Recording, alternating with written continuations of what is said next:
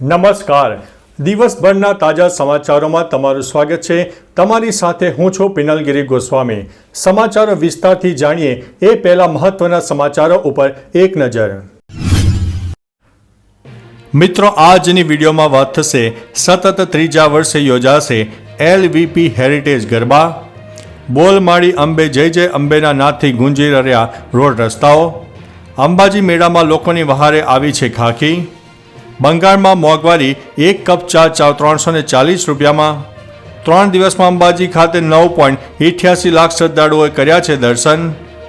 આગળ વાત થશે હવે ખેડામાં શાંતિ ડહોળવાનો પ્રયત્ન કરવામાં આવ્યો છે, ત્યારે આગળ વાત થશે ગુજરાતમાં ડોક્ટર સાથે લાફાવાળી થઈ હતી. આખા રાજ્યમાં મોબાઈલ અને નેટ સેવા પણ બંધ કરી દેવામાં આવી હતી.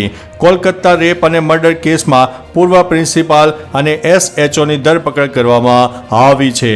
હવે મિત્રો સમાચારો વિસ્તારથી. કોલકાતામાં ડોક્ટર પર રેપ મર્ડર કેસમાં CBIએ 2 લોકોની ધરપકડ કરી છે, જેમાં પૂર્વ આચાર્ય સંદીપ ઘોષ અને તાલતાલા પોલીસ સ્ટેશનના SHOની ધરપકડ કરવામાં આવી છે. ઉલ્લેખનીય છે કે કોલકાતા કેસના પડઘા તમામ રાજ્યોમાં પડ્યા હતા. તમામ ડોક્ટરો દ્વારા ન્યાયની માગ સાથે વિરોધ પ્રદર્શન પણ કરવામાં આવ્યો હતો. મિત્રો, અન્ય મહત્વના સમાચારની વાત કરીએ તો આખા રાજ્યમાં મોબાઈલ અને નેટ સેવા બંધ કરવામાં આવી હતી.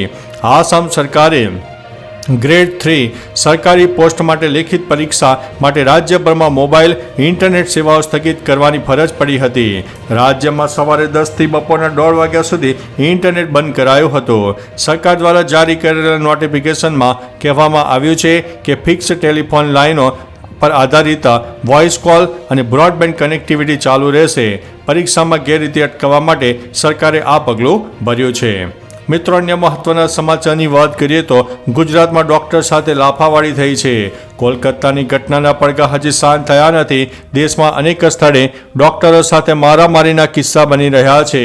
ભાવનગર સિહોરની એક ખાનગી હોસ્પિટલમાં ડોક્ટરને માર માર્યો હોય તેવી ઘટના સામે આવી છે, જેમાં મહિલાને ઇમરજન્સી સારવાર કરાવવા માટે 3 ઈસમોએ હુમલો કર્યો હતો. ઘટના CCTVમાં કેદ થઈ છે. ડોક્ટરે ચપ્પલ નીકાળવાનું કહેતા ઉશ્કેરાઈ જતા 3 શખ્સોએ ડોક્ટરને ઢીકા પાટુવાળી કરી હતી. હોસ્પિટલમાં નુકસાન પહોંચાડ્યું હતું. હવે પોલીસ તપાસ હાથ ધરી છે. મિત્રો, અન્ય મહત્વના સમાચારની વાત કરીએ તો હવે ખેડામાં શાંતિ ડહોળવાનો પ્રયાસ. ગુજરાતમાં છેલ્લા 7 દિવસમાં 5મી વાર શાંતિ ડહોળવાનો પ્રયાસ કરવામાં આવી રહ્યો છે. સુરત, વડોદરા, ભરૂચ અને કચ્છ બાદ હવે ખેડાના કઠલાલમાં પણ કેટલાક લોકો દ્વારા કોમી વૈમનસ્ય ફેલાય તેવા મેસેજ સોશિયલ મીડિયામાં કરીને વાતાવરણ ડહોળવાનો પ્રયત્ન કરવામાં આવી રહ્યો છે. જે મામલે સોશિયલ મીડિયા પર પોસ્ટ કરનારા લોકો સામે ફરિયાદ કરીને પરત ફરી રહેલા યુવાનોના વાહન પર ટોળાએ હુમલો કર્યો હતો. પોલીસે સ્થિતિને કાબૂમાં લઈ લીધી છે. મિત્રો, અન્ય મહત્વના સમાચારની વાત કરીએ તો 3 દિવસમાં અંબાજી ખાતે 9.88 લાખ શ્રદ્ધાળુઓએ દર્શન કર્યા છે. ભાદરવી પૂનમનો મેળો 12મી સપ્ટેમ્બરથી શરૂ થઈ ગયો છે. માતાજીના દર્શન માટે પગપાળા ચાલીને લાખોની સંખ્યામાં માઈ ભક્તો અંબાજી પધારી રહ્યા છે.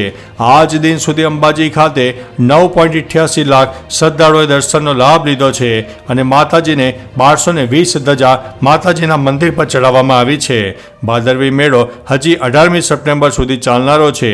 માતાજીના આ મેળામાં 30 લાખથી વધુ શ્રદ્ધાળુઓ દર્શન માટે પધાર્યા હોય તેવી આશા વ્યક્ત કરવામાં આવી રહી છે. મિત્રો, અન્ય મહત્વના સમાચારની વાત કરીએ તો બંગાળમાં મોંઘવારી, એક કપ ચા 340 રૂપિયામાં. દેશના ભૂતપૂર્વ નાણામંત્રી P. ચિદમ્બરે એક્સ ઉપર પોસ્ટ કર્યું છે કે તામિલનાડુની સરખામણીમાં પશ્ચિમ બંગાળમાં મોંઘવારી વધુ છે. ચિદમ્બરમે કોલકાતા એરપોર્ટ પર ગરમ પાણી સાથે સાદી ચા અને ટી બેગનો ઓર્ડર આપ્યો હતો. આ માટે તેમણે the coffee bean and tea leaf નામની રેસ્ટોરન્ટમાં 340 રૂપિયા ચૂકવવા પડ્યા હતા.